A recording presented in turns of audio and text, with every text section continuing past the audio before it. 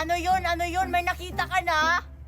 Oo, may nakita na akong malaking cocomelon. Ito, oh.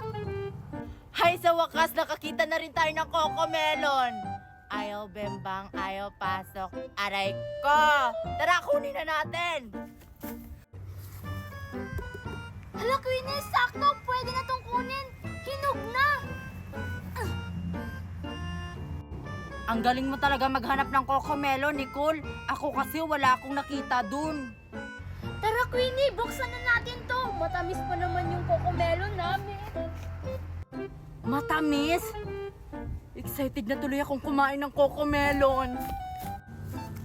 Paano natin to buksan? Wala tayong dalang kutsilyo. Problema ba yun, Nicole? Akong bahala dyan. Anong gagawin mo? Paano mo yan bubuksan?